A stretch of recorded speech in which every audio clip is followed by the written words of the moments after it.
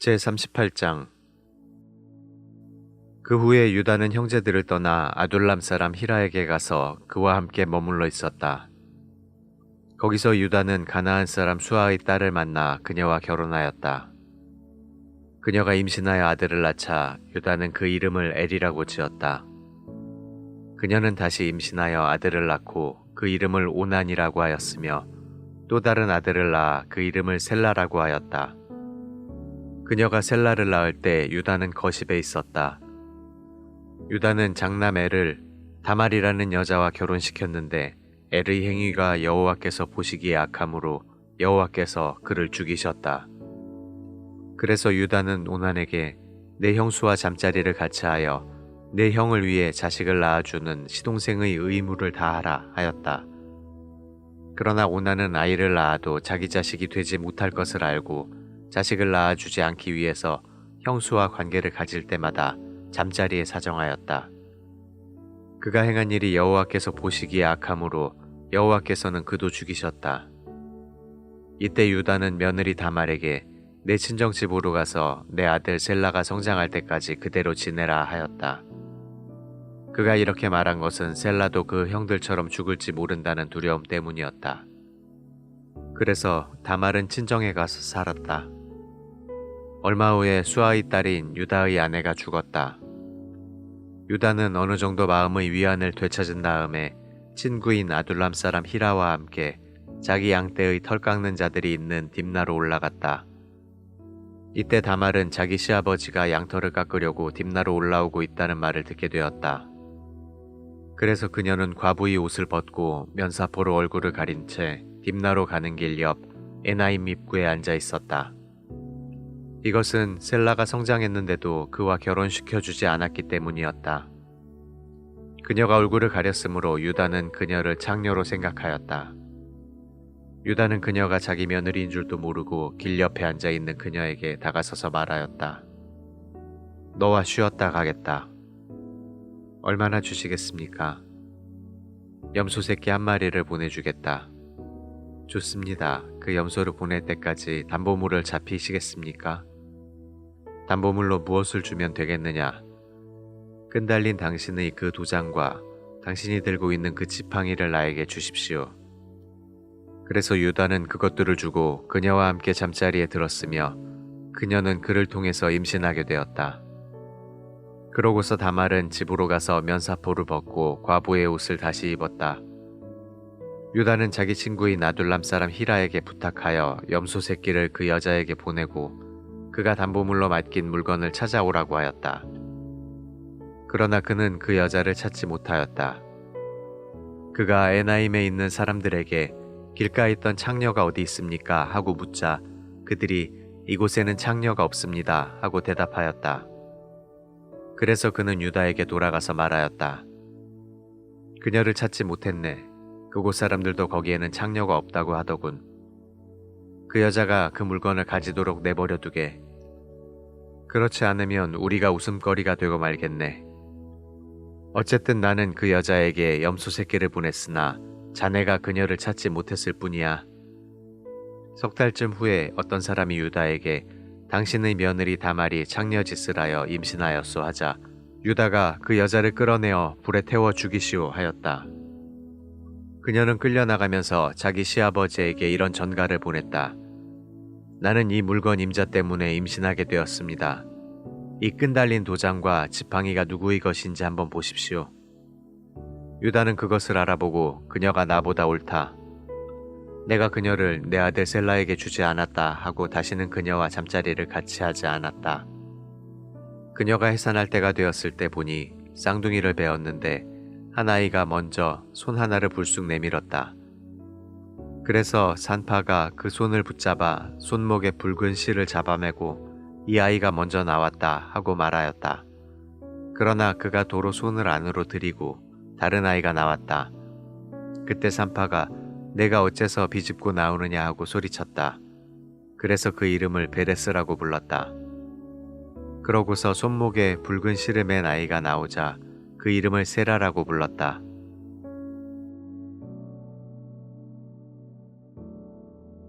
제39장.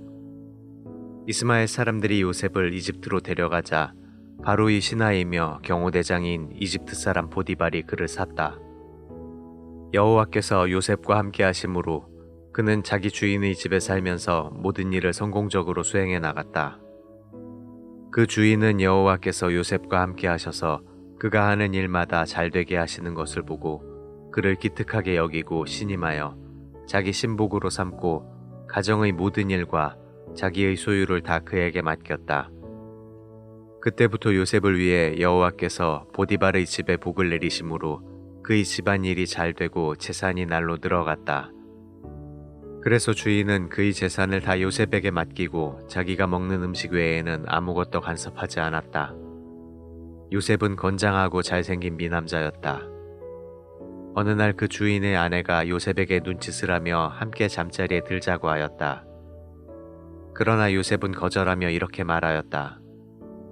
주인이 집안의 모든 것을 나에게 맡기고 아무것도 간섭하는 일이 없으니 이 집에는 나만한 권한을 가진 사람이 없습니다.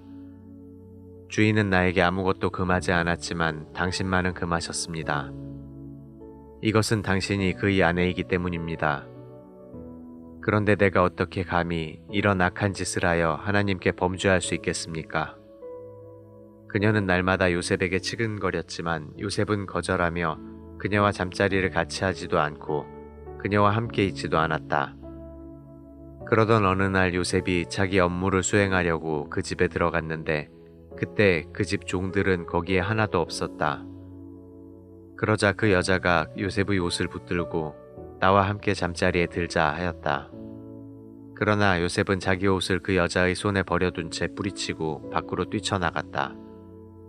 그 여자는 요셉이 옷을 자기 손에 버려둔 채 밖으로 달아나는 것을 보고 집안의 종들을 불러 말하였다. 이것 좀 보아라. 쉐인이 데리고 온 이 히브리 사람이 우리를 희롱하였다. 그가 나를 겁탈하려고 내 방에 들어왔으나 내가 소리를 지르자 그의 옷을 내 곁에 벗어둔 채 달아나고 말았다. 그 여자는 요셉의 옷을 보관하고 있다가 주인이 집으로 돌아왔을 때 그에게 이렇게 말하였다. 당신이 데리고 온 히브리 종이 나를 희롱하려고 내 방으로 들어왔으나 내가 소리를 지르자 자기 옷을 내 곁에 벗어두고 달아났습니다. 주인은 그 말을 듣고 대단히 화가 나서 요셉을 잡아 감옥에 쳐넣었는데 그곳은 궁중 죄수들을 가두는 곳이었다. 요셉이 감옥에 갇혔으나 여호와께서 요셉과 함께 하시고 그를 축복하셔서 간수장의 사랑을 받게 하셨다. 그래서 간수장은 감옥의 죄수들을 다 요셉에게 맡기고 감옥 안의 집안 업무를 그에게 처리하게 하였으며 요셉이 책임 맡은 일에 대해서는 전혀 간섭하지 않았다. 이것은 여호와께서 요셉과 함께 하셔서 그가 모든 일을 성공적으로 수행할 수 있도록 하셨기 때문이었다. 제40장 얼마 후에 이집트 왕의 수를 따르는 신하와 빵 굽는 신하가 자기 주인인 이집트 왕에게 범죄하였다. 그래서 바로는 그 두 신하에게 분노하여 그들을 경호대장의 집 안에 있는 감옥에 가두었는데 그곳은 요셉이 갇혀 있는 곳이었다. 그리고 경호대장은 그들을 요셉에게 맡겨 요셉이 그들을 보살피도록 하였다. 그들이 갇힌 지 상당한 시간이 지난 어느 날 이집트 왕의 수를 따르는 신하와 빵 굽는 신하가 같은 날 밤에 서로 다른 꿈을 꾸었다. 다음 날 아침 요셉이 들어가 보니 그들이 수심에 잠겨 있었다. 그래서 요셉이 그들에게 물었다. 오늘은 어째서 그처럼 수심에 잠겨 있습니까?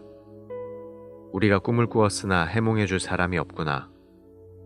해몽은 하나님이 하시지 않습니까? 당신들의 꿈을 나에게 말씀해 주십시오. 그러자 왕의 수를 따르던 신하가 이렇게 말하였다.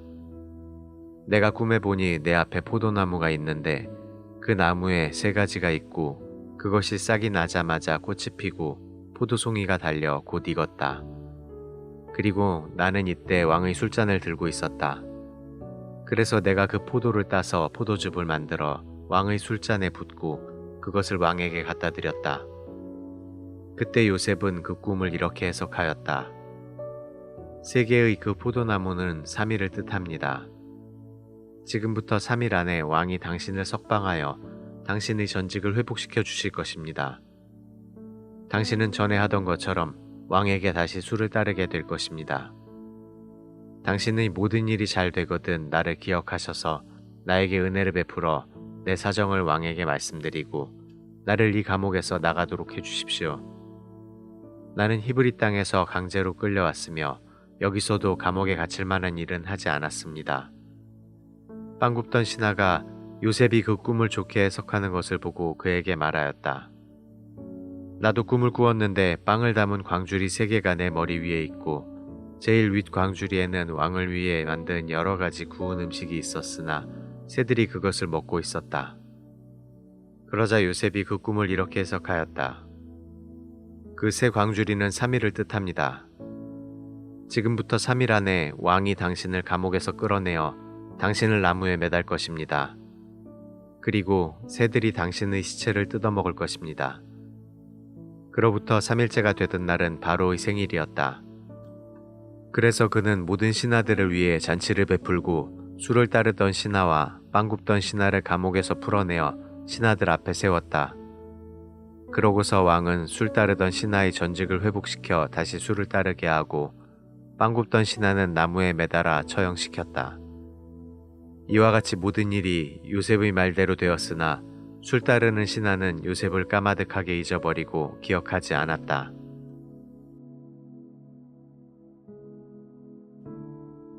제41장. 그로부터 만 2년이 지난 후에 바로가 꿈을 꾸었다. 그가 나일 강가에 서서 보니 건강하고 살찐 암소 7마리가 강에서 올라와 풀을 뜯어먹고 있었다.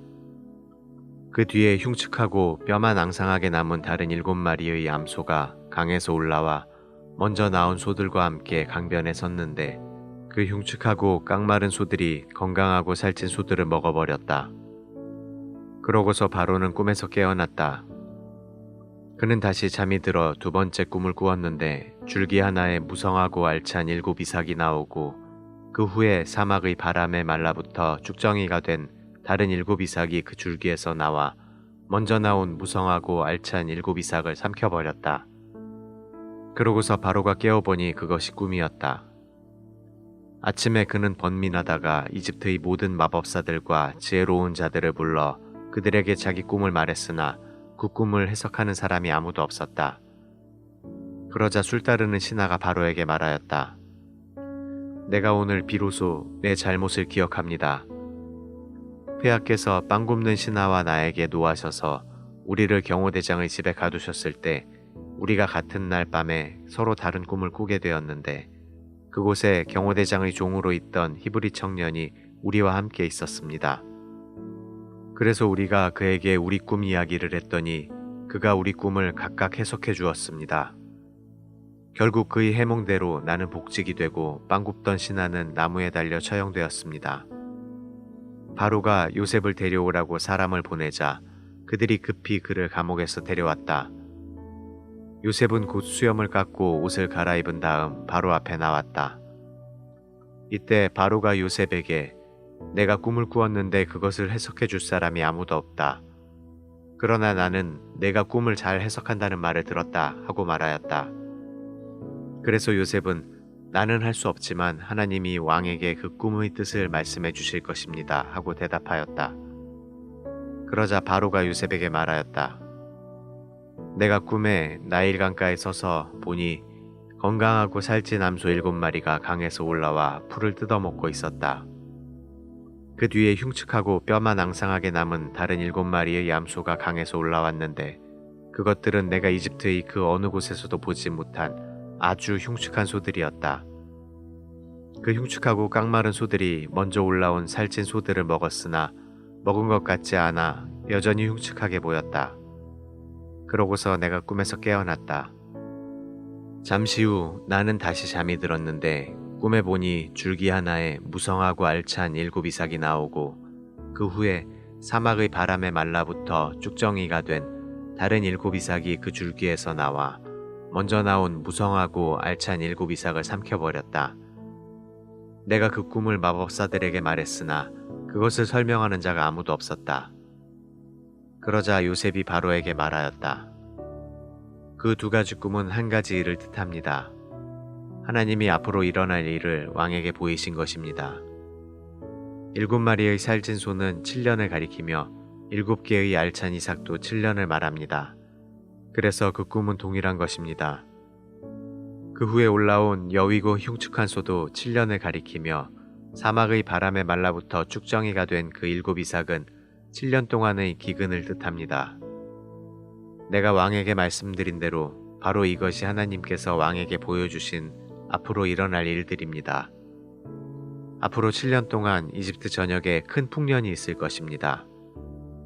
그러나 그 후 7년 동안은 흉년이 될 것이며 흉년으로 풍요롭던 시절은 다 잊혀지고 이 땅은 황폐해질 것입니다. 그 기근이 너무 심함으로 이 땅에서 이전의 풍년을 기억하지 못할 것입니다. 왕이 꿈을 2번 연달아 꾸신 것은 하나님이 이 일을 정하셨으며 그 일을 속히 행하실 것을 뜻합니다. 이제 왕은 총명하고 지혜로운 사람을 택하여 나라 일을 맡겨야 합니다. 행정구역을 5으로 나누고 각 구역마다 관리를 두어 풍년이 든 7년 동안에 잉여 농산물을 모조리 거두어 왕의 권한으로 각성의 창고에 비축해 두십시오. 이와 같이 식량을 비축해 두시면 앞으로 이집트 땅에 7년 동안 흉년이 들어도 백성들이 굶어 죽지는 않을 것입니다. 바로와 그의 모든 신하들은 요셉의 제안을 좋게 여겼다. 그래서 바로는 신하들에게 하나님의 영이 충만한 이런 사람을 우리가 어디서 만날 수 있겠는가 하고 요셉에게 이렇게 말하였다. 하나님이 이 모든 일을 너에게 알게 하셨으니 너처럼 총명하고 지혜로운 사람이 없구나. 너는 내 나라를 다스려라. 내 백성이 다 내 명령에 복종할 것이다. 내가 너보다 높은 것은 이 왕좌뿐이다. 그러고서 바로는 요셉에게 내가 너를 이집트 전국을 다스릴 총리로 임명한다 하며 자기 인장 반지를 빼어 요셉의 손가락에 끼워주고 그에게 고운 모시옷을 입히며 금사슬을 그의 목에 걸어주었다.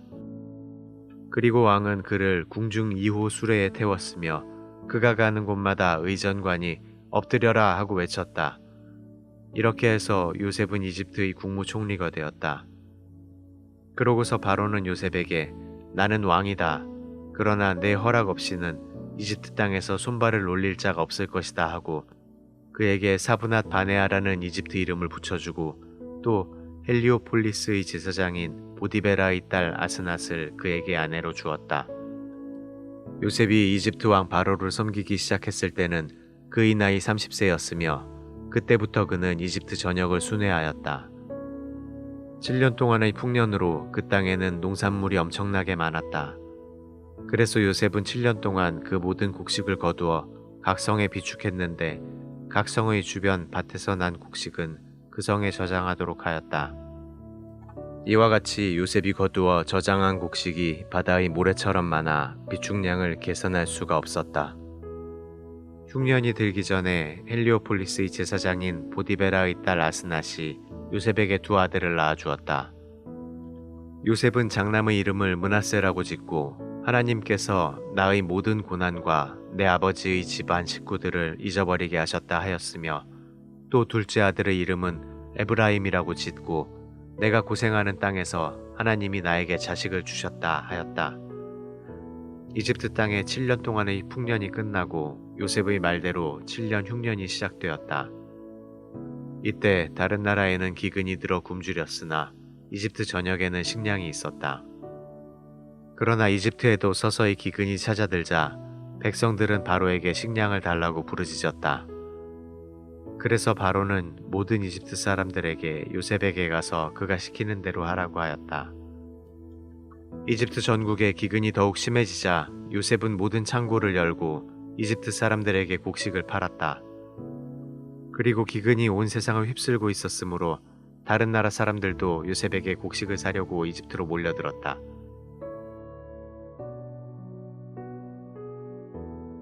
제42장 이때 야곱은 이집트에 곡식이 있다는 말을 듣고 자기 아들들에게 말하였다. 어째서 너희는 서로 쳐다만 보고 있느냐? 이집트에는 곡식이 있다는 말을 들었다. 굶어 죽지 않으려면 그리로 가서 곡식을 사오너라. 그래서 요셉의 10 형제들은 곡식을 사려고 이집트로 떠났다. 그러나 야곱은 요셉의 동생 베냐민을 그들과 함께 보내지 않았다. 이것은 베냐민에게 어떤 일이 일어날지도 모른다는 두려움 때문이었다. 가나안 땅에도 기근이 밀어닥쳤으므로 야곱의 아들들은 곡식을 사러 가는 다른 사람들 틈에 끼어 이집트에 도착하였다. 이때 요셉은 나라의 총리가 되어 모든 백성에게 곡식을 팔고 있었다. 요셉의 형들이 그 앞에 와서 땅에 엎드려 절하자 요셉은 그들을 보는 순간 자기의 형들인 것을 알았으나 모르는 척하고 큰 소리로 너희는 어디서 왔느냐 하고 물었다.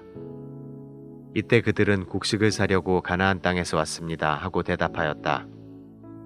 요셉은 자기 형들을 알아보았으나 그들은 요셉을 알아보지 못하였다.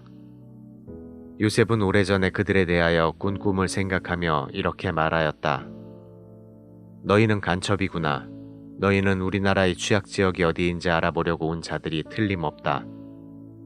아닙니다. 우리는 곡식을 사려고 왔을 뿐입니다.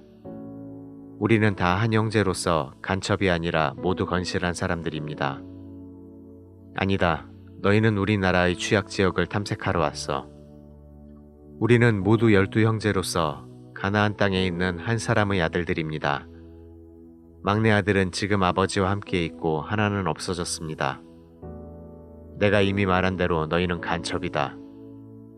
너희는 간첩이 아니라는 것을 증명해야 한다. 내가 바로의 이름으로 맹세하지만 너희 막내 동생을 여기에 데려오지 않으면 너희가 절대로 이곳을 떠나지 못할 것이다. 너희 중 하나가 가서 그를 데려오너라. 너희 말이 입증될 때까지 나머지는 감옥에 가두어 두겠다. 내가 목숨을 걸고 맹세하지만 너희가 만일 그를 데려오지 않으면 너희는 분명히 간첩이다. 그러고서 요셉은 그들을 3일 동안 가둬 두었다. 그들이 갇힌 지 3일 만에 요셉이 그들에게 말하였다. 나는 하나님을 두려워하는 사람이다.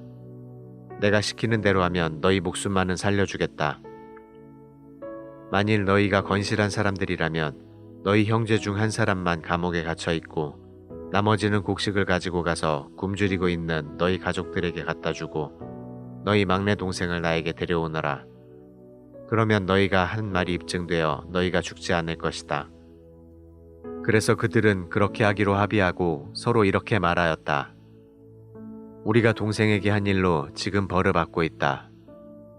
그가 살려달라고 애걸할 때 우리가 그의 괴로움을 보고도 듣지 않았으니 우리가 이런 괴로움을 당하게 되었다. 그때 르우벤이 그들에게 대답하였다. 내가 그 아이를 해하지 말라고 하지 않았느냐? 그러나 너희는 내 말을 듣지 않았다. 그러므로 우리가 지금 그 대가를 치르고 있는 것이다. 요셉이 통역관을 통해 말했으므로 그들은 요셉이 자기들의 말을 알아듣는 줄을 몰랐다. 요셉은 잠시 그들을 떠났다가 울고서 다시 돌아와 그들과 말하는 중에 시므온을 끌어내어 그들 앞에서 묶었다. 그러고서 요셉은 명령을 내려 그들의 자루에 곡식을 채우게 하고 각 사람의 돈은 그 자루에 도로 넣게 하였으며 길을 가는 도중에 먹을 음식도 그들에게 주도록 하였다. 그들은 곡식을 나귀에 싣고 떠났는데 하룻밤 쉬어가려고 머문 곳에서 한 사람이 나귀에게 먹이를 주려고 자루를 풀어보니 자루 아구에 자기 돈이 들어 있었다. 그가 형제들에게 내 돈을 도로 돌려주었다. 이것 봐, 내 자루 속에 돈이 있다 하자 그들은 두려워 떨며 서로 쳐다보고 어째서 하나님이 우리에게 이런 일을 하셨는가 하고 한탄하였다. 그들은 가나안 땅에 돌아와 자기들이 아버지 야곱에게 그동안에 있었던 모든 일을 보고하며 이렇게 말하였다. 그 나라를 다스리는 사람이 우리에게 엄하게 말하며 우리를 간첩으로 취급하였습니다. 그래서 우리는 간첩이 아니라 건실한 사람들이며 모두 12형제로서 한 아버지의 아들들인데 하나는 없어지고 막내는 아버지와 함께 가나안 땅에 있다고 말해 주었습니다. 그랬더니 그 사람은 우리가 건실한 사람임을 입증하기 위해서라도 우리 가운데 한 사람이 그와 함께 그곳에 남아있고 나머지는 곡식을 가지고 가서 굶주리는 가족들에게 갖다 주고 막내 동생을 데려오라고 하였습니다. 그렇게만 하면 우리가 간첩이 아니라 건실한 사람들이라는 것을 알고 우리 동생을 돌려보낸다고 했으며 또 우리는 그 땅에서 무역도 할 수 있다고 했습니다. 그러고서 그들이 각자 자루를 쏟아보니 그 자루 속에 자기들이 돈주머니가 들어있었다. 그들과 그들의 아버지는 그 돈주머니를 보고 두려워하지 않을 수 없었다. 이때 야곱이 그들에게 말하였다. 너희가 내 자식들을 잃게 하는구나. 요셉도 없어지고 시므온도 없어졌는데 너희가 이제 베냐민까지 빼앗아 가려고 하니 모든 일이 다 나를 괴롭게만 하는구나. 그러자 르우벤이 아버지에게 내가 만일 베냐민을 아버지에게 데려오지 않으면 나의 두 아들을 죽여도 좋습니다. 그를 나에게 맡기십시오. 내가 책임지고 데리고 돌아오겠습니다 하였다. 그러나 야곱이 내 아들은 너희와 함께 내려가지 못한다. 그의 형은 죽었고 그만 남았는데 만일 너희가 그를 데리고 가는 도중에 그에게 무슨 일이라도 일어난다면 너희는 백발이 된 나를 슬픔 가운데서 무덤으로 내려보내는 자들이 될 것이다 하였다.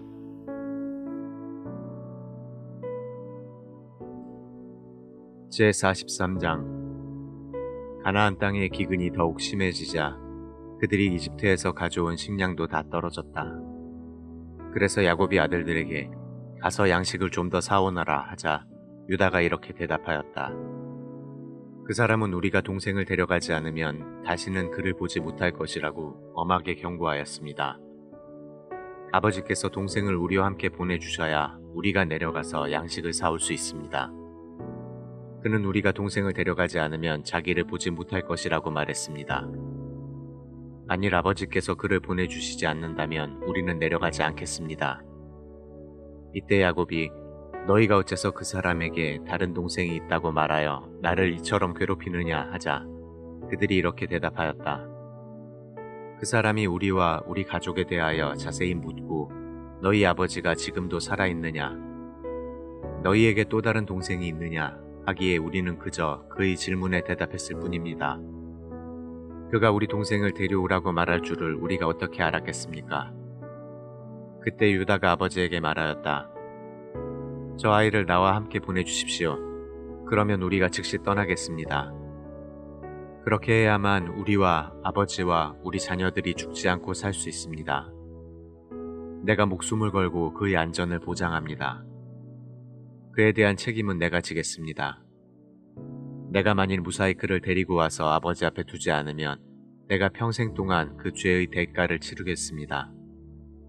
우리가 지체하지 않았더라면 벌써 2번이나 갔다 왔을 것입니다. 그러자 그들의 아버지 야곱이 말하였다. 정 그렇다면 이렇게 하여라. 너희는 이 땅의 제일 좋은 토산물인 유향과 꿀과 향품과 모략과 비자와 편도를 조금 가지고 가서 그 사람에게 선물로 주어라. 그리고 그 사람이 너희 자루 아구에 돈을 도로 넣어 주었으니 너희는 그 돈의 2배를 가지고 가거라. 아마 착오가 있었을 것이다. 너희 동생도 그 사람에게 즉시 데리고 가거라. 전능하신 하나님이 그 사람 앞에서 너희에게 자비를 베풀어 그가 시므온과 베냐민을 돌려보내기를 원할 뿐이다. 내가 자식을 잃게 되어도 하는 수 없다. 그래서 그들은 선물과 전에 가지고 간 돈의 2배를 가지고 베냐민과 함께 이집트로 내려갔다.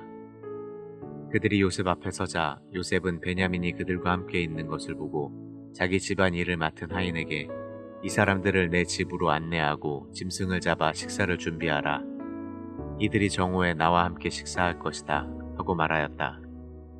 그래서 그 사람은 요셉이 시키는 대로 그들을 요셉의 집으로 안내하였다. 그러자 그들은 두려워하며 지난번 우리 자루에 들어있던 그 돈 때문에 우리가 여기에 끌려왔다.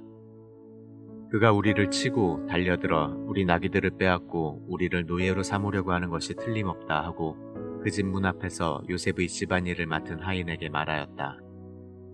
우리가 지난번 이곳에 왔다가 양식을 사가지고 돌아가는 길에 하룻밤을 보내려고 머문 곳에서 자루를 풀어보니 우리 돈이 각자의 자루 아구에 그대로 있었습니다. 그래서 우리가 그 돈을 가지고 왔으며 또 양식을 살 다른 돈도 가지고 왔습니다. 우리는 누가 그 돈을 우리 자루에 넣었는지 모릅니다. 그때 그 하인이 대답하였다. 안심하시오. 두려워하지 마시오. 당신들의 하나님, 곧 당신들 아버지의 하나님이 그 돈을 당신들의 자루에 넣어주신 것입니다. 나는 이미 당신들의 돈을 받았습니다. 그러고서 그는 시므온을 그들에게 이끌어내고 그들을 요셉의 집으로 안내하여 그들에게 물을 주어 발을 씻게 하였으며 또 그들의 나귀에게도 먹이를 주었다. 그들은 거기서 요셉과 함께 식사를 한다는 말을 듣고 요셉이 정오에 도착하면 그에게 줄 선물을 챙겨 놓았다. 요셉이 집에 도착하자 그들은 선물을 집 안으로 가지고 가서 그에게 주고 바닥에 엎드려 그 앞에 절하였다. 요셉이 그들의 안부를 물으며 너희가 말한 그 노인은 안녕하시냐? 그분이 아직 생존해 계시냐 하자 그들이 우리 아버지는 지금까지 살아계시며 평안히 잘 있습니다 하며 머리를 숙여 절하였다. 요셉은 자기 친동생인 베냐민을 보고 이 사람이 너희가 나에게 말한 너희 막내 동생이냐 하고 묻고 그에게 하나님이 너에게 은혜 베푸시기를 원한다 하였다. 요셉은 자기 동생을 보고 가슴이 미어지는 것 같아서 급히 밖으로 뛰쳐나가 울 곳을 찾다가 자기 안방으로 들어가서 실컷 울었다. 그러고서 그는 얼굴을 씻고 나와서 정을 억제하고 하인들에게 음식을 차리라고 지시하였다. 그러자 그들은 요셉과 그 형제들에게 따로따로 상을 차리고 또 거기서 먹는 이집트 사람에게도 상을 따로 차렸는데 이것은 이집트 사람들이 히브리 사람과 함께 먹는 것을 아주 싫어하였기 때문이었다. 요셉의 형제들을 나이 순으로 요셉을 향해 앉게 하자 그들은 놀라서 서로 쳐다보았다. 요셉은 자기 식탁에 있는 음식을 그들에게 주었으며 특별히 베냐민에게는 다른 사람보다 5배나 더 주었다. 이렇게 해서 그들은 요셉과 함께 마음껏 먹고 마셨다.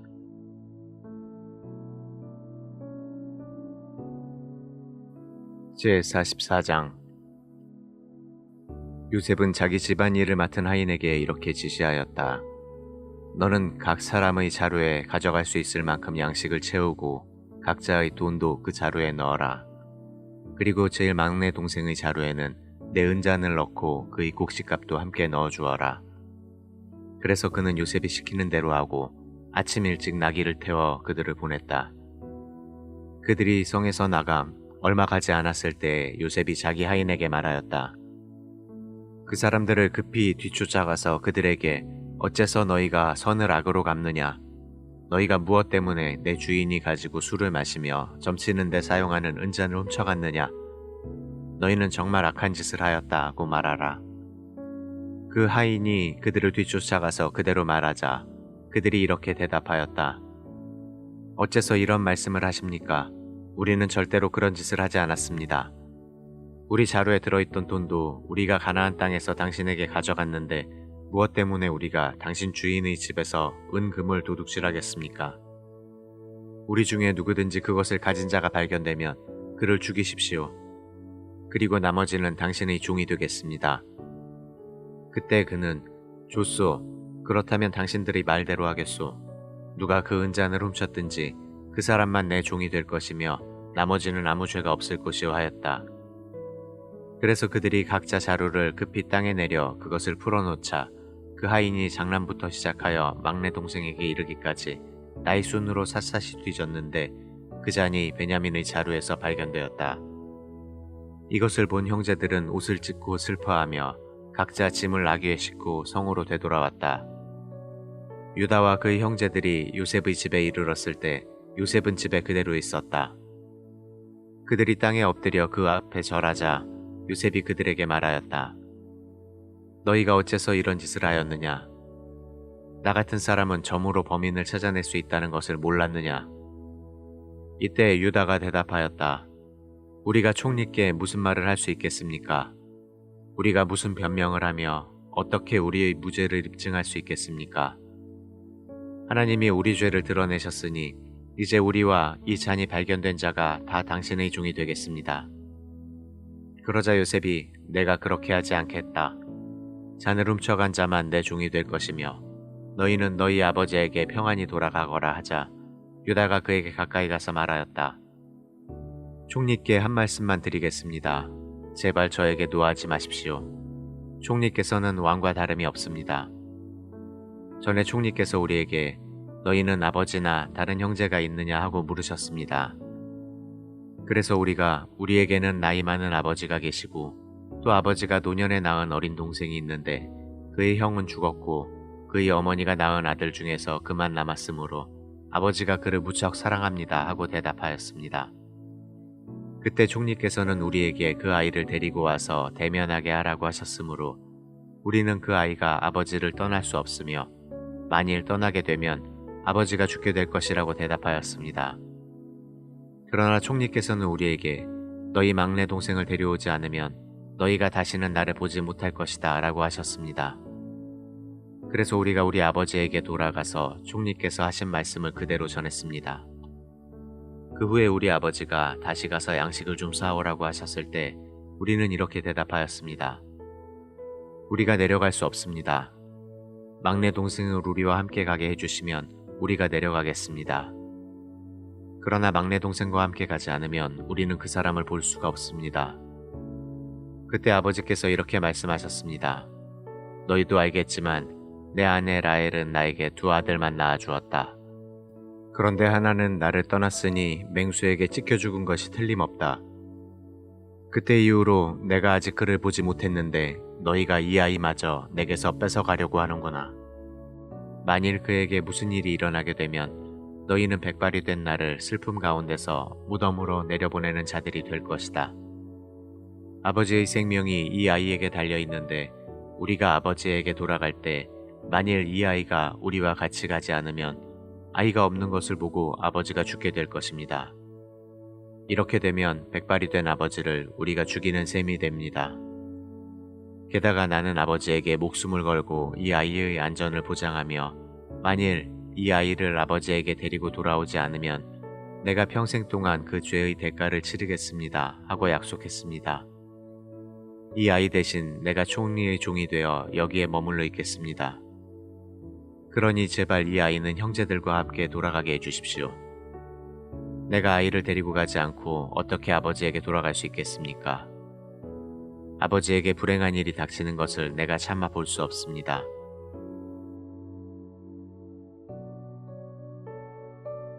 제45장 요셉은 하인들 앞에서 더 이상 정을 억제할 수가 없어서 큰 소리로 명령하여 모든 하인들을 물러가게 하고 형제들에게 자기가 누구라는 것을 알렸는데 그때 그곳에는 자기 형제들 외에 아무도 없었다. 그러고서 요셉이 큰 소리로 울자 이집트 사람들은 그가 우는 소리를 들었으며 또 그 소문은 바로의 궁전에까지 전해졌다. 요셉이 형들에게 나는 요셉입니다. 아버지께서 아직 살아계십니까? 하자 형들은 그 말을 듣고 너무 놀라 대답을 하지 못하였다. 그때 요셉이 형들에게 나에게 가까이 오십시오 하자 그들이 가까이 다가갔다. 그래서 요셉이 그들에게 이렇게 말하였다. 나는 형님들이 이집트에 판 동생 요셉입니다. 형님들이 나를 이곳에 팔았다고 근심하거나 한탄하지 마십시오. 하나님께서 우리 가족을 구하시려고 나를 형님들보다 먼저 이곳에 보내셨습니다. 이 땅에 2년 동안 흉년이 들었지만 앞으로도 5년 동안은 경작도 못하고 추수도 못할 것입니다. 하나님이 놀라운 방법으로 형님들을 구원하고 형님들과 형님들의 자손들이 살아남도록 하기 위해서 나를 형님들보다 먼저 보내셨습니다. 그러므로 나를 이곳에 보내신 분은 형님들이 아니라 하나님이십니다. 하나님이 나를 바로의 고문관으로 삼으시고 또 그의 모든 권한을 나에게 맡겨 온 이집트를 다스리는 총리가 되게 하셨습니다.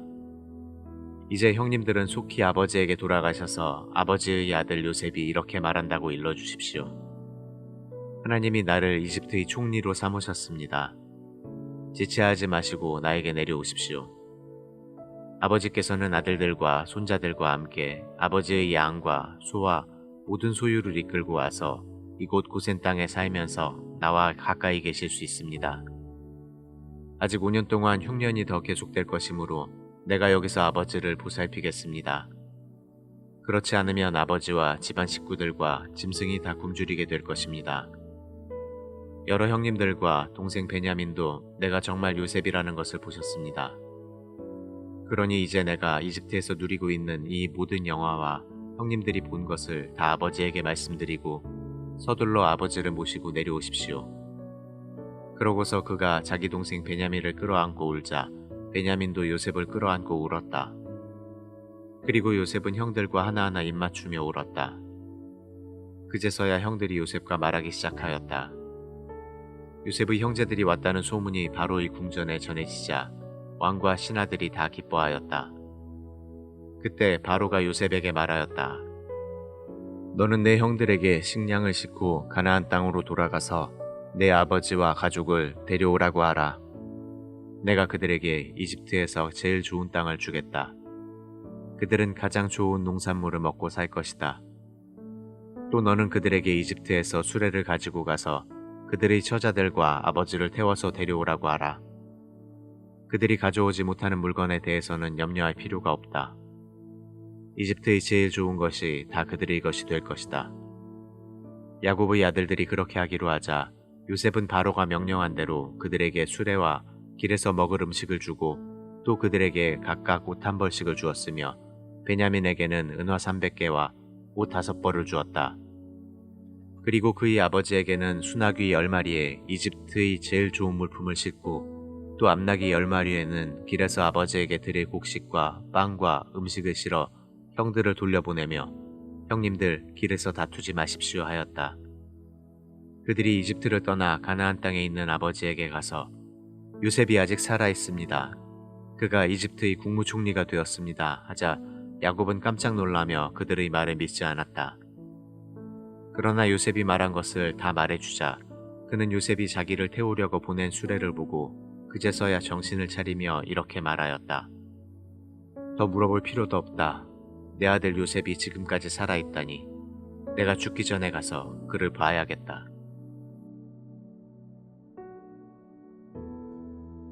제46장. 그래서 야곱은 모든 소유를 가지고 그곳을 떠났다. 그는 브엘세바에 이르러 자기 아버지 이삭의 하나님께 제사를 드렸다.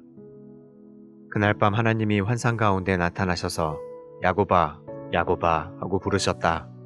그때 야곱이 내가 여기 있습니다 하고 대답하자 하나님이 이렇게 말씀하셨다. 나는 하나님, 곧 내 아버지의 하나님이다. 이집트로 내려가는 것을 두려워하지 말아라. 내가 거기서 내 후손을 큰 민족이 되게 하겠다. 내가 너와 함께 이집트로 내려갈 것이며 내 후손을 인도하여 다시 이 땅으로 올라오게 할 것이다. 그러나 너는 요셉이 지켜보는 가운데 이집트에서 죽을 것이다. 야곱이 브엘세바에서 떠날 때 그의 아들들은 바로가 보낸 수레에 자기들의 아버지 야곱과 처자들을 태웠다. 그들은 가나안 땅에서 얻은 가축과 모든 재산을 가지고 이집트로 갔는데 야곱은 그의 모든 자손, 곧 그의 아들들과 손자들과 딸들과 손녀들을 데리고 이집트로 내려갔다. 야곱과 함께 이집트로 내려간 그의 가족들은 다음과 같다. 야곱의 맏아들인 르우벤, 르우벤의 아들인 한옥, 발루, 헤스론, 갈미, 시므온과 그의 아들인 여무엘, 야민, 오핫, 야긴, 소할, 그리고 가나안 여자에게서 태어난 사울, 레위와 그의 아들인 게르손, 고핫, 무라리, 유다와 그의 아들인 엘, 오난, 셀라, 베레스, 세라이며 엘과 오난은 가나안 땅에서 죽었다.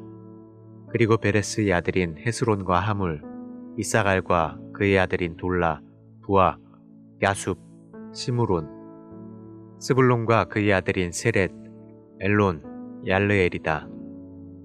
이상은 레아가 메소포타미아에서 야곱에게 낳은 아들들과 그 자손들이며 이들은 그녀의 딸 디나를 포함하여 남녀 모두 33명이었다. 그리고 갓과 그의 아들인 스본, 학기, 순이, 에스본, 에리, 아로디, 아렐리, 아셀과 그의 아들인 임나, 이스와, 이스위, 브리아, 그들의 누이 세라, 그리고 브리아의 아들인 헤벨과 말기엘이다. 이상은 라반이 그의 딸 레아에게 준 여종 실바가 야곱에게 낳은 자손들로 모두 16명이었다. 야곱의 아내 라헬은 요셉과 베냐민 두 아들을 낳았는데 요셉은 이집트에서 헬리오폴리스의 제사장 보디베라의 딸인 아스낫과 결혼하여 므낫세와 에브라임을 낳았다.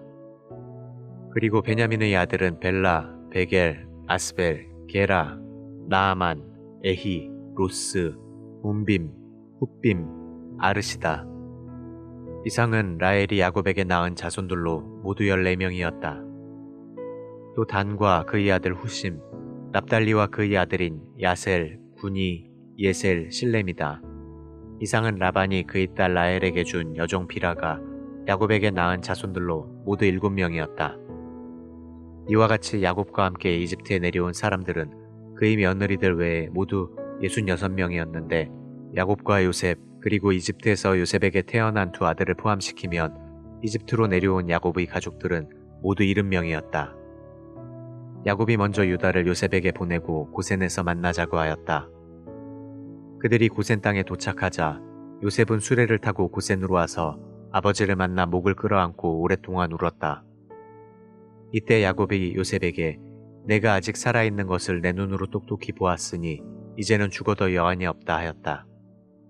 그리고 요셉은 형들과 그들의 가족들에게 이렇게 말하였다. 내가 바로에게 가서 가나안 땅에 살던 내 형님들과 아버지의 가족들이 모두 여기에 왔다고 말해야겠습니다. 나는 또 왕에게 그들은 목축을 사람들이므로 모든 재산을 가지고 양과 소도 함께 끌고 왔습니다 하고 말하겠습니다. 바로가 형님들과 여러 가족들에게 직업이 무엇이냐고 묻거든 우리는 어렸을 때부터 지금까지 우리 조상들처럼 목축을 해왔습니다 하고 말하십시오. 이집트 사람들이 목축하는 사람들을 천시하기 때문에 형님들과 여러 가족들은 고센 땅에서 살게 될 것입니다.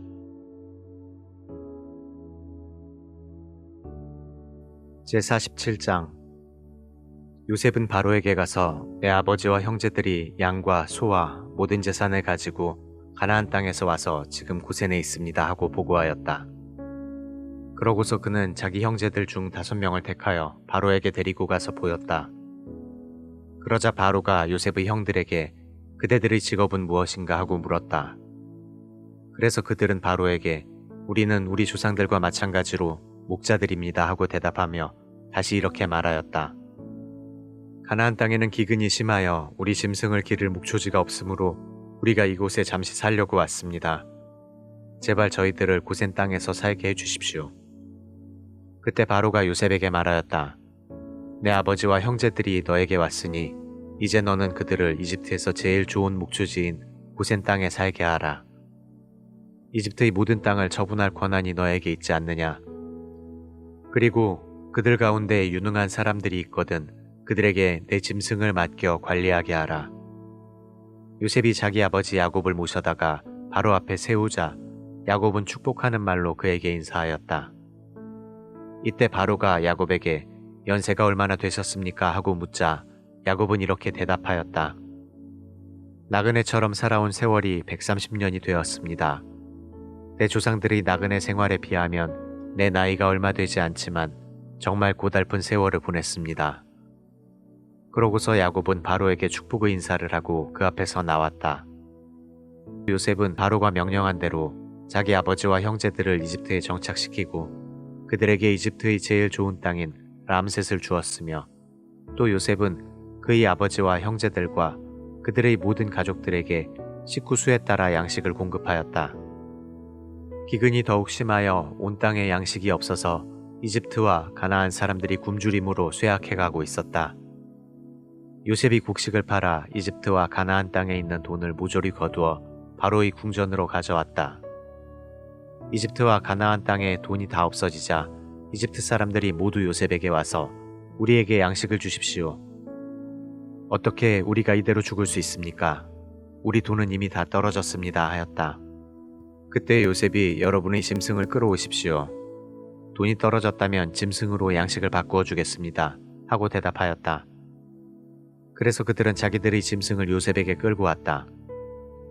요셉은 그 해에 그들의 말과 양과 소와 나귀 곧 그들의 모든 짐승을 받고 대신 그들에게 양식을 공급하였다. 그 해가 다 지나가고 새해가 되자 백성들은 요셉에게 와서 다시 이렇게 말하였다. 우리가 총리께 숨기지 않고 말씀드립니다. 이제는 우리 돈이 다 떨어졌고 우리 짐승도 총리께 다 돌아갔으니 우리가 총리께 내놓을 것이 아무것도 없으며 남은 것이라고는 우리 몸과 토지뿐입니다. 우리가 어째서 토지를 가지고 이대로 죽어야 합니까? 우리와 우리 토지를 사고 양식을 주십시오. 우리가 토지를 왕에게 드리고 우리는 왕의 종이 되겠습니다. 우리에게 종자를 주셔서 우리가 죽지 않고 살게 해주십시오. 그러면 땅이 황폐하게 되지는 않을 것입니다. 그래서 요셉은 이집트의 모든 토지를 사서 바로에게 바쳤다. 이와 같이 이집트 사람들이 기근에 시달리다 못해 하는 수 없이 토지를 팔게 되었으므로 모든 땅이 다 바로의 소유가 되었다. 요셉은 모든 백성을 노예로 삼고 이집트 전역의 토지를 사들였으나 제사장들의 토지는 사지 않았다. 이것은 그들이 바로가 제공하는 양식을 먹고 살았으므로 자기들의 땅을 팔지 않았기 때문이었다. 요셉이 백성들에게 이제 내가 왕을 위하여 여러분의 몸과 토지를 샀습니다. 여기 종자가 있으니 여러분이 땅에 뿌리십시오. 그러나 수확의 5분의 1은 왕에게 바쳐야 합니다. 여러분은 그 나머지를 가지고 종자로도 쓰고 여러분과 가족이 먹을 식량으로도 쓰십시오 하자 그들이 이렇게 대답하였다. 총리께서 우리를 살리셨습니다. 우리가 총리의 은혜를 입었으니 왕의 종이 되겠습니다. 이렇게 해서 요셉은 수확의 5분의 1을 왕에게 상납하는 것을 이집트의 토지법으로 정했는데 이 법은 오늘날까지도 시행되고 있다. 그러나 제사장의 토지는 왕의 소유가 되지 않았다. 이스라엘 사람들은 이집트의 고센 땅에 살면서 재산을 모으고 번성하여 많은 자녀를 낳았다. 야곱은 이집트에서 17년을 살았으며 이제 그의 나이 147세가 되었다. 야곱이 죽을 때가 가까워지자 자기 아들 요셉을 불러 그에게 말하였다. 내가 진정으로 나를 사랑한다면 내 손을 내 허벅지에 넣고 나를 이집트에 장사하지 않겠다고 엄숙하게 맹세하여라. 내가 죽거든 너는 나를 이집트에서 메어다가 조상들이 묻혀있는 곳에 나를 매장하여라. 내가 아버지의 말씀대로 하겠습니다. 내가 그렇게 하겠다고 나에게 맹세하여라. 그래서 요셉이 맹세하자 야곱은 침대 머리맡에서 하나님께 경배하였다. 제48장. 얼마 후에 요셉은 아버지가 병들었다는 말을 들었다. 그래서 그는 두 아들 므낫세와 에브라임을 데리고 문병하러 갔다. 이때 야곱은 자기 아들 요셉이 문병하러 왔다는 말을 듣고 힘을 내어 침대에 일어나 앉았다. 그러고서 그는 요셉에게 이렇게 말하였다. 전에 전능하신 하나님이 가나안 땅 루스에서 나에게 나타나 나를 축복하시며 내가 너에게 많은 자손을 주고 너를 번성하게 하여 많은 민족의 조상이 되게 하고 내가 이 땅을 내 후손에게 영원한 소유로 주겠다 하고 말씀하셨다. 내가 이곳으로 오기 전에 이집트에서 너에게 태어난 두 아들 에브라임과 므낫세는 내 아들이다. 내가 그들을 루벤과 시므온과 같은 아들로 삼겠다. 앞으로 내가 아들을 더 낳게 되면 그들은 내 아들이 될 것이며 또 그들은 에브라임과 므낫세의 이름으로 유산을 받게 될 것이다. 내가 이렇게 하는 것은 너희 어머니 라헬 때문이다.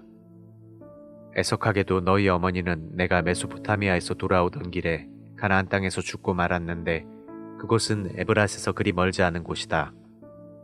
그래서 나는 내 어머니를 에브랏으로 가는 길가에 장사하였다. 에브랏은 베들레헴으로 알려진 곳이었다. 야곱이 요셉의 아들들을 보고 요셉에게 물었다. 이 애들은 누구냐? 이곳에서 하나님이 주신 내 아들들입니다. 그들을 내 앞으로 데리고 오너라. 내가 그들에게 축복해 주겠다. 이때 야곱은 나이가 많아 이미 눈이 어두워 잘 보지 못하였다. 요셉이 두 아들을 아버지 앞으로 데리고 가자 야곱은 그들을 끌어안고 입을 맞추며 요셉에게 내가 너를 다시 보리라고는 꿈에도 생각지 못했는데 하나님이 나에게 내 자녀들까지 보게 하셨구나 하였다. 요셉은 아버지의 무릎에서 두 아들을 물러서게 하고 바닥에 엎드려 아버지에게 절한 후 에브라임을 야곱의 왼편에 므낫세를 야곱의 오른편에 앉혔다. 그러나 야곱은 팔을 어긋맞게 펴서 에브라임이 차남인데도 그의 오른손을 에브라임의 머리 위에 얹고 므낫세는 장남인데도 왼손을 그의 머리 위에 얹었다. 그러고서 그는 그들에게 이렇게 축복하였다. 내 할아버지 아브라함과 내 아버지 이삭이 섬기던 하나님, 오늘날까지 평생 나의 목자가 되신 하나님이시여, 나를 모든 환난에서 구해주신 천사시여, 이 아이들을 축복하소서. 이들이 나와 내 할아버지 아브라함과 내 아버지 이삭의 이름으로 불려지게 하시며 세상에서 번성하여 많은 자손을 갖게 하소서. 요셉은 아버지가 오른손을 에브라임의 머리에 얹는 것을 보고 기분이 좋지 않아 아버지의 손을 에브라임의 머리에서 므낫세의 머리로 옮기고자 그 손을 잡으며 아버지, 그렇게 하지 마십시오. 이 아이가 장남입니다. 오른손을 이 아이의 머리 위에 얹으십시오 하였다. 그러나 그의 아버지는 거절하며 말하였다. 얘야, 나도 알고 있다. 므낫세도 한 민족의 조상이 되어 크게 되겠지만 그의 동생은 그보다 더 크게 되어 그 후손이 여러 민족을 이룰 것이다. 그러고서 그는 그날 그들을 축복하며 말하였다. 이스라엘 사람들이 축복을 할 때 너희 이름을 사용하여 하나님이 너를 에브라임과 므낫세처럼 되게 하시기를 원한다 라고 말할 것이다. 이와 같이 야곱은 에브라임을 므낫세보다 앞세웠다. 그리고 야곱은 요셉에게 이렇게 말하였다. 나는 죽지만은 하나님은 너희와 함께 계셔서 너희를 인도하여 너희 조상들의 땅으로 돌아가게 하실 것이다. 내가 특별히 비옥한 세겜 땅을 내 형들에게 주지 않고 너에게 주겠다. 이것은 내가 아모리족에게서 칼과 활로 빼앗은 땅이다.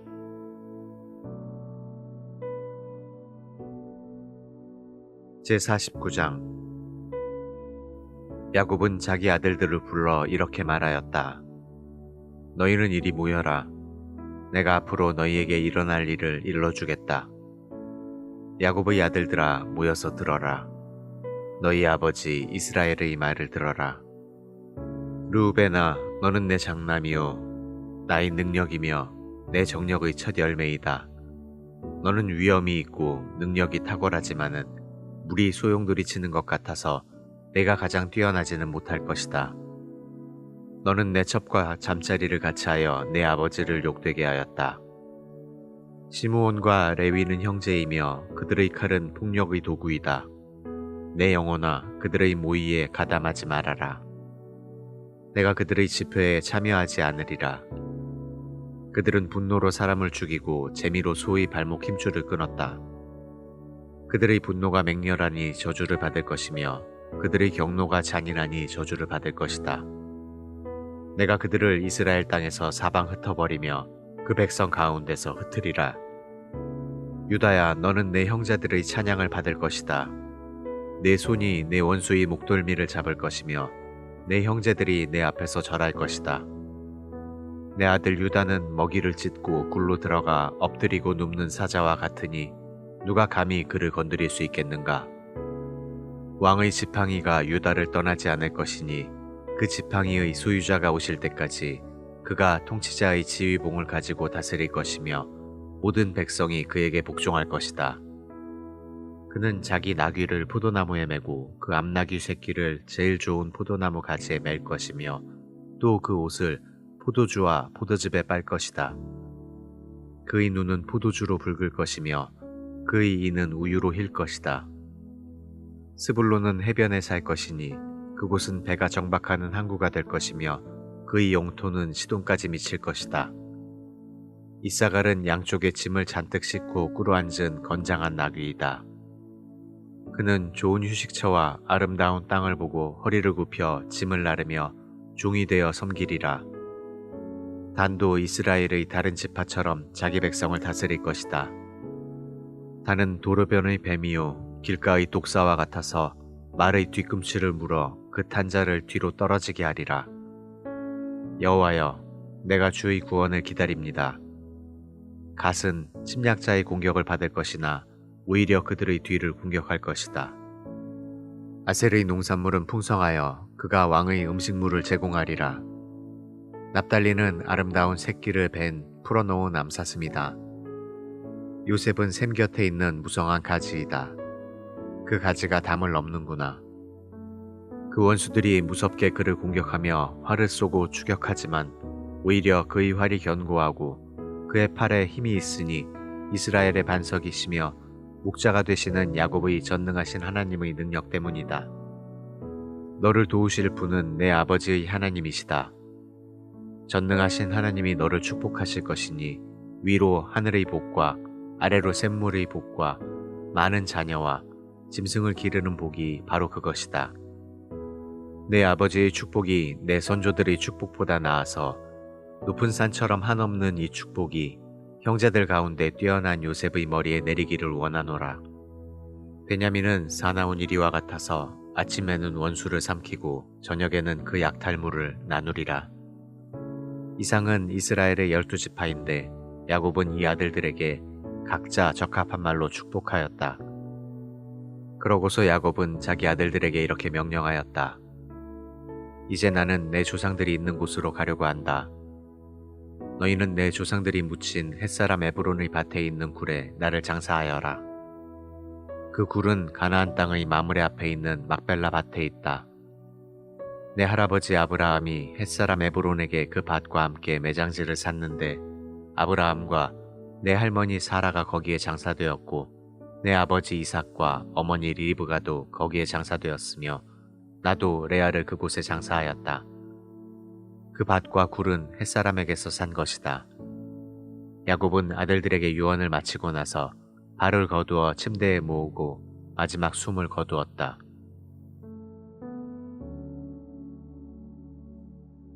제50장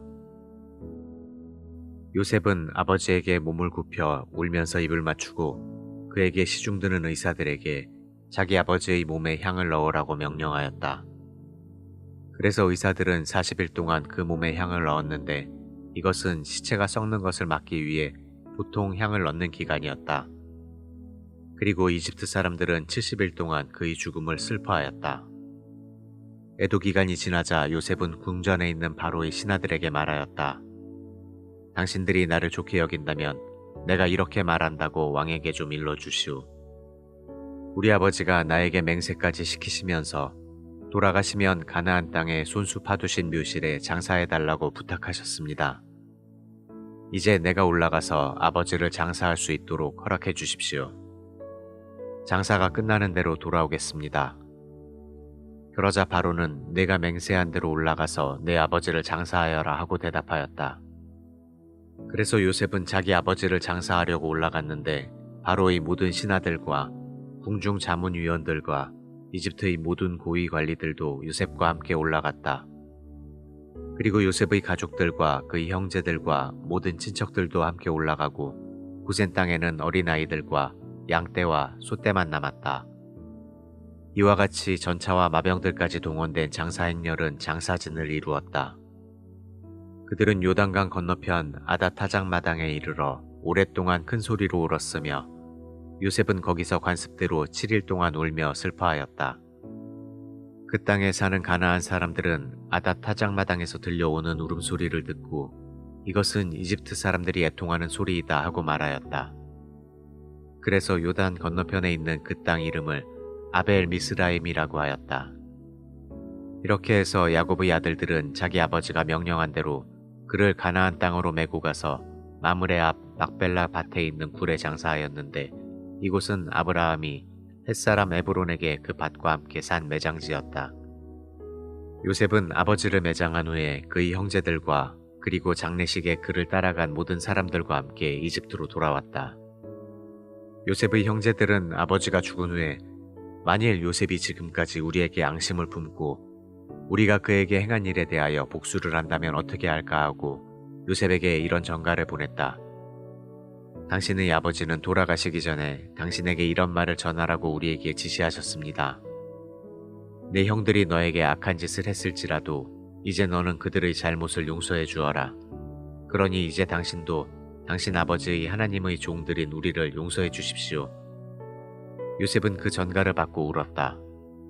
그리고 그 형들이 직접 와서 요셉 앞에 엎드려 우리는 당신의 종들입니다 하자 요셉이 그들에게 말하였다. 두려워하지 마십시오. 내가 하나님을 대신할 수 있겠습니까? 형님들은 나를 해치려고 하였으나 하나님은 그것을 선으로 바꾸셔서 오늘날 내가 많은 사람의 생명을 구할 수 있게 하셨습니다. 그러니 형님들은 조금도 두려워하지 마십시오.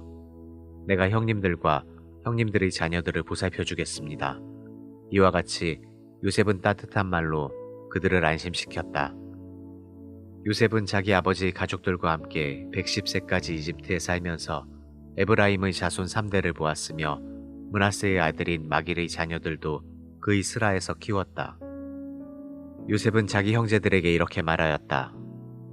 나는 죽지만 하나님은 분명히 형님들을 보살펴 주셔서 이 땅에서 인도해내어 아브라함과 이삭과 야곱에게 약속하신 땅에 이르게 하실 것입니다. 그러고서 요셉은 이스라엘 자손들에게 하나님이 분명히 너희를 인도하여 그 땅에 이르게 하실 것이다. 그때 너희가 내 유해를 메고 올라가겠다고 나에게 맹세하여라 하였다. 이렇게 하여 요셉이 그곳 이집트에서 110세에 죽자 그들이 그의 몸에 향을 넣고 입관하였다.